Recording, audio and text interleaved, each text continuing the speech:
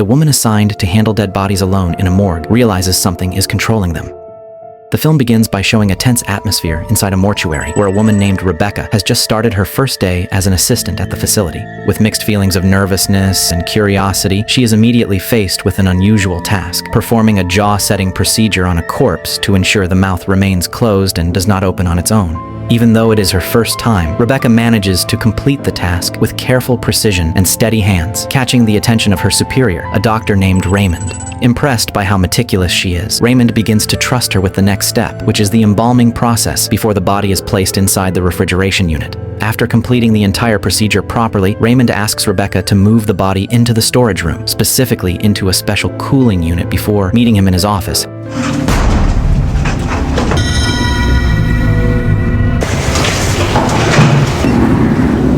However, before heading there, Rebecca decides to refill the preservative tank that is nearly empty. What seems like a simple intention quickly turns into something unsettling when she finds Raymond in the basement, as if he is doing something he does not want others to know. His presence there feels strange, as though he is hiding something. Without giving much explanation, Raymond asks Rebecca to postpone the task until the next day and leads her back to his office. Not long after, impressed by her performance, Raymond decides to officially hire her as a permanent mortuary assistant. However, there is one condition. Rebecca must work the night shift, while Raymond handles the day shift himself. Despite feeling uneasy, Rebecca has little choice, and for the sake of earning a living, she agrees to the offer. The deal is made, and Rebecca is told to start her shift the following night. Welcome aboard, Miss Owens. Unfortunately, there's no great fanfare to mark your completion. When she returns home, it becomes clear that she lives alone after her father's death, leaving her life feeling quiet and empty. The next night arrives, and Rebecca begins her first shift alone in the mortuary.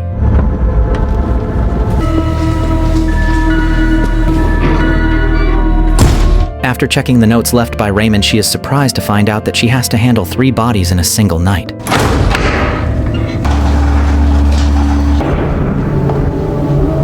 To ease the fear creeping in, Rebecca plays music so the silence does not feel too overwhelming.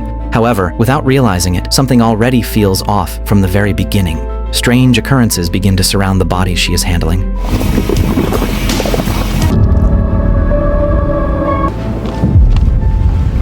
Before proceeding with cremation, Rebecca follows the proper procedure by recording the identity and cause of death of the body. Once everything is completed, she moves on to the cremation process.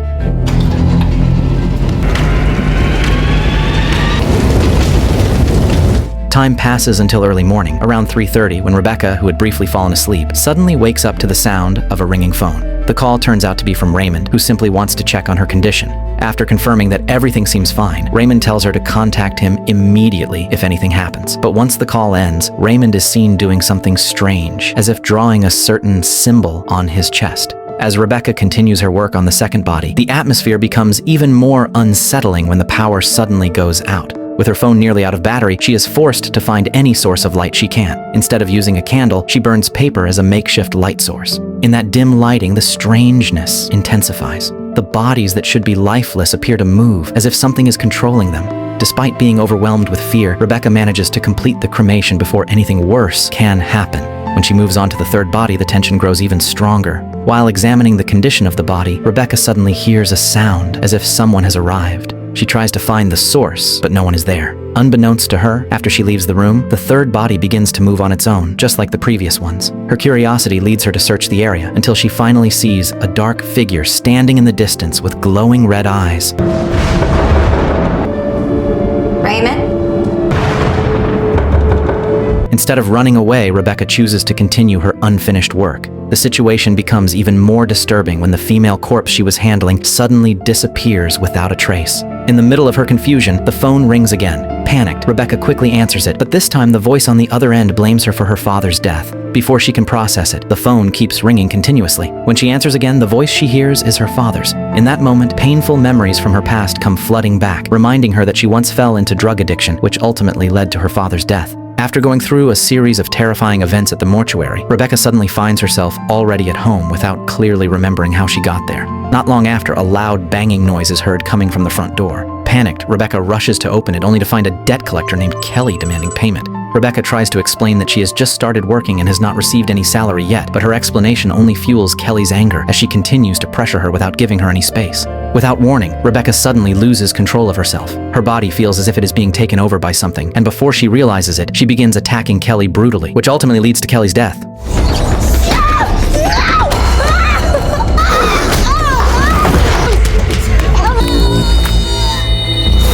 Moments later, when she regains her senses, Rebecca is overwhelmed with panic as she realizes what she has done. In the middle of the chaos, Raymond suddenly calls her, as if he already knows that something terrible has happened. In a serious tone, he tells Rebecca to return to the mortuary immediately if she does not want things to become far more dangerous. Feeling that something is clearly wrong, Rebecca has no choice but to follow his instructions and rush back to her workplace.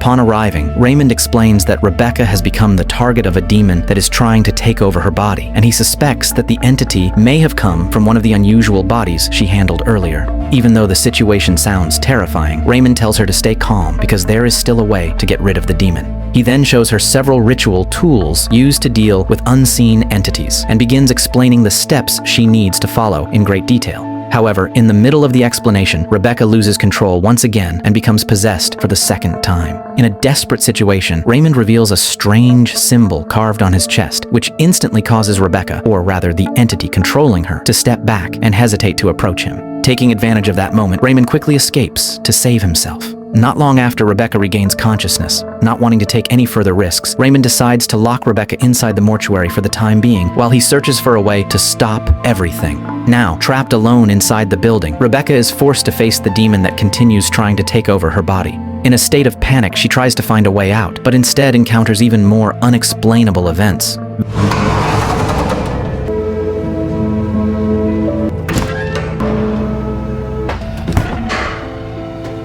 She heads to the storage room and opens the refrigeration drawers one by one until she finds a body that feels right.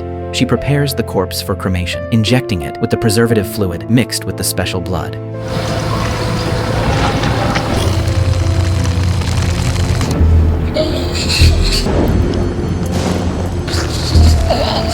For a moment, everything seems to go according to plan. With growing hope, Rebecca believes she only needs to complete the final step, burning the body to completely destroy the demon that has been haunting her.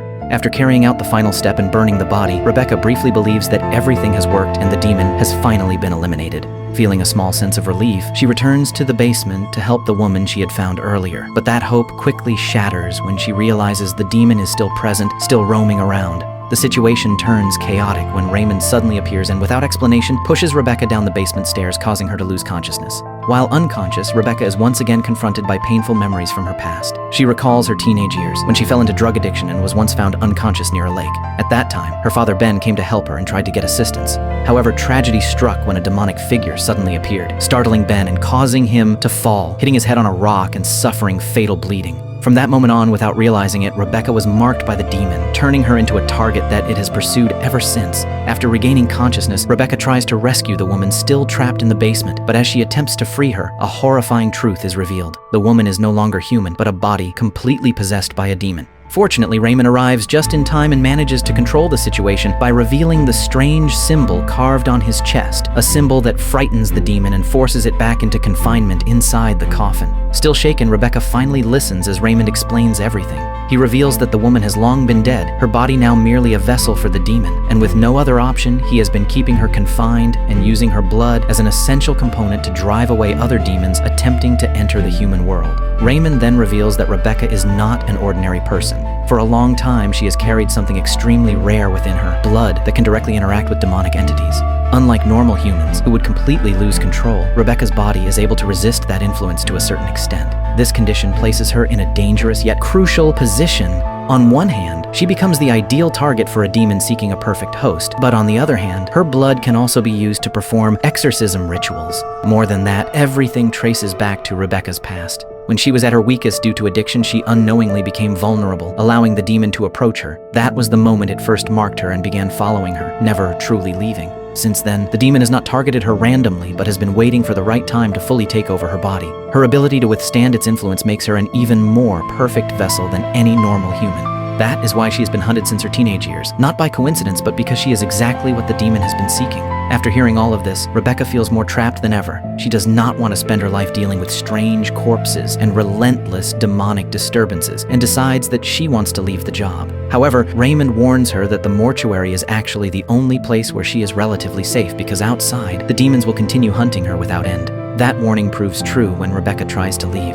As soon as she steps outside, she is confronted by the demonic figure waiting for her at the roadside, as if ensuring that she can never truly escape. In the end, Rebecca realizes she has no choice but to return to the mortuary and accept the reality she must now live with, and the story comes to an end.